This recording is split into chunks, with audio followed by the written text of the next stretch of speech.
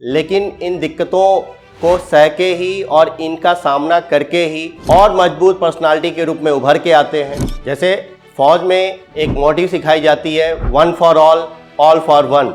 मैं अपने लाइफ में आईआईटी क्या किसी भी इंजीनियरिंग कॉलेज का एग्जाम मैं दे ही नहीं पाया।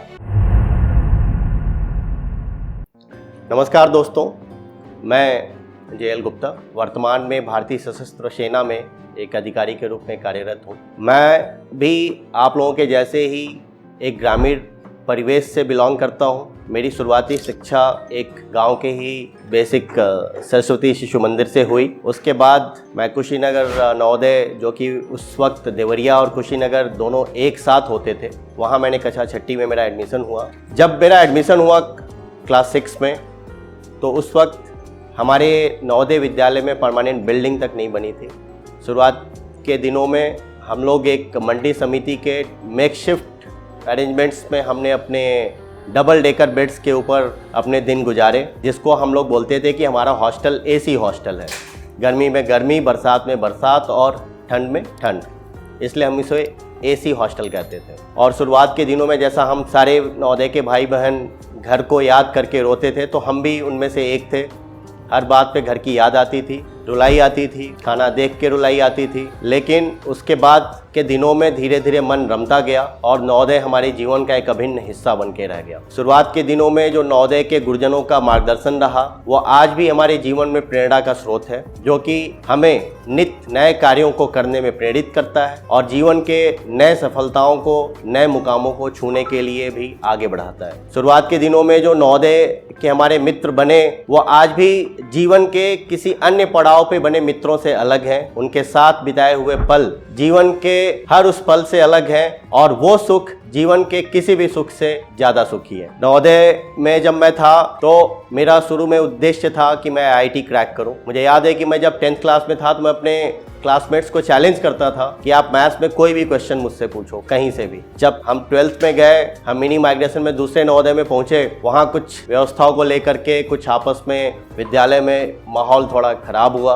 हमारे एग्जाम्स अच्छे नहीं हुए। मुझे लगा कि शायद मैं अपने लक्ष्य को प्राप्त नहीं कर पाऊंगा। फिर उसके बाद अगले साल मैं आईआईटी की तैयारी करने के लिए गया बनारस, बट एग्जाम्स से कुछ दिनों पहले ही मेरा स्वास्थ्य खराब हो गया और मैं एग्जाम नहीं दे पाया। वो साल मेरा पूरा बर्बाद हुआ। उसके अगले साल मैंने बीएससी में एडमिशन लिया गोरखपुर यूनिवर्सिटी में, क्योंकि मैं और गैप नहीं कर सकता था। उसी बीच में मैंने चलते चलते आर्म फोर्सेस का फॉर्म भर रखा था और मेरा कॉल लेटर आया। उस टाइम पे मैंने कभी अपने जीवन में सोचा भी नहीं था कि मैं कभी आर्म फोर्सेस ज्वाइन करूंगा, लेकिन पारिवारिक स्थिति को देखते हुए और कुछ लोगों का मार्गदर्शन प्राप्त हुआ कि नहीं, आप ज्वाइन कर लो, आप आगे की पढ़ाई इसमें कंटिन्यू कर सकते। फिर मैंने आर्म फोर्सेस ज्वाइन कर लिया, बट नॉन कमीशन रैंक में। बट मैं अपने इस कैरियर से खुश नहीं था, क्योंकि मेरे अंदर ये प्रबल भावना थी कि मैं इससे ज़्यादा डिजर्व करता हूँ और मैं जीवन में उस लक्ष्य को प्राप्त करके ही रहूँगा। फिर मैं साइंस स्टूडेंट होने के बावजूद मैंने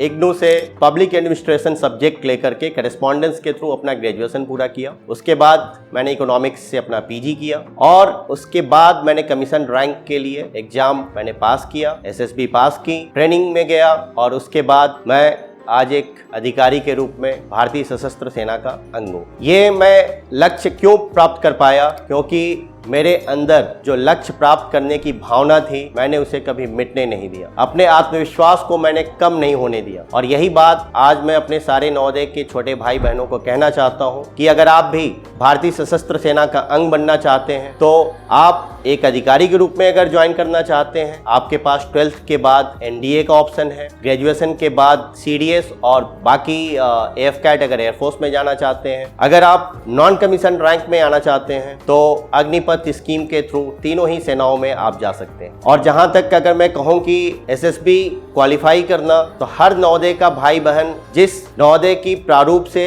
जो उनका शिक्षण और शैक्षणिक पाठ्यक्रम और जो डेली दिनचर्या है, उसको अगर वो फॉलो करे बहुत ही एक उच्च उद्देश्य के साथ और सच्ची निष्ठा के साथ, तो आपको अपने लक्ष्य को प्राप्त करने से कोई नहीं रोक सकता है। आर्म फोर्सेज में एक बात कही जाती है एक टीम बॉन्डिंग के लिए कि one for all for one, और मैं कहता हूं कि ये टीम बॉन्डिंग की भावना हर नवोदय भाई बहन के अंदर डे वन से मौजूद रहती है। हम सभी इस भावना के साथ ही पलते हैं, बढ़ते हैं और अपने उद्देश्य की तरफ आगे बढ़ते रहते हैं। एक और बात मैं अपना यहाँ पे कहना चाहूंगा अपने छोटे भाई बहनों से कि आप अपने एक अच्छे उद्देश्य को लेकर जब आप चलते हैं, हो सकता है हमारे ही बीच हमारे कोई भाई बहन हमारे लक्ष्य से हमें भटकाने की कोशिश करते हैं, तो आपको सिर्फ अच्छा बनना नहीं है और अच्छे को सिर्फ अच्छा नहीं कहना है, अगर जो बुरा है उसे बुरा भी कहना है। अगर आप बुरे को बुरा कहने से पीछे हटेंगे तो वो भी आपको आपके लक्ष्य से भटकाने में शामिल हो सकता है। धन्यवाद।